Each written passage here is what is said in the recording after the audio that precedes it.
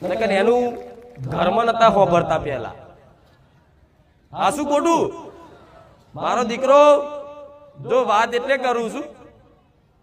તમને બધાને વિશ્વાસ આવે જ્યારે મારા દીકરાને ભક્તિ મારો રંગ લાગ્યો ને એ દારથી બસ મારા ગુણગાન ગા ગા ગા ગા ગા જો બેહ તો બસ માતાની મારી જ વાતો આજ તો માતાએ આમ કર્યું આજ તો માતાએ આમ કર્યું મારી માતા તો આમ મારી માતા તો આમ આમ ત્યારે બધા મજાક કરતા એનો મતલબ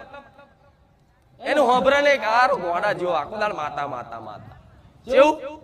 આખો દાડ માતા માતા બીજો કોમ ધંધો જ નહીં હોને એમ માતા આલને બેઠા એમ ખવડાવી દે નોકરી ધંધો કરવો પડે મારા દીકરાની માં ખુદ એવું કહેતી હતી કે માતા માતા કરે એમ માતા આપી ના દે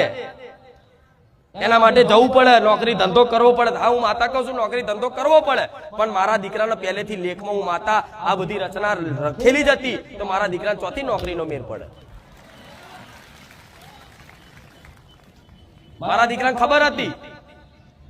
હું ગમે તેટલી મહેનત કરું છું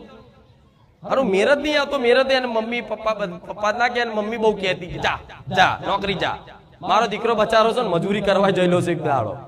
થાકી ગયો બધા કેળો દુખી જઈ હારું આપણું કોમ નહીં આ સત્ય છે પણ સેવકોને પૂછજો બધા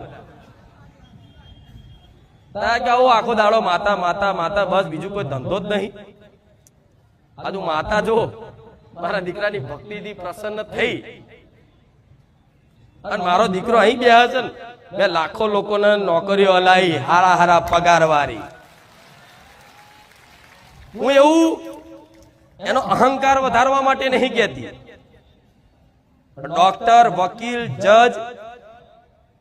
નેતા અભિનેતા બધાને મળવા આગા પાછા થાય જેના પેલા કોઈ 5 માણસ પૂછતું નતું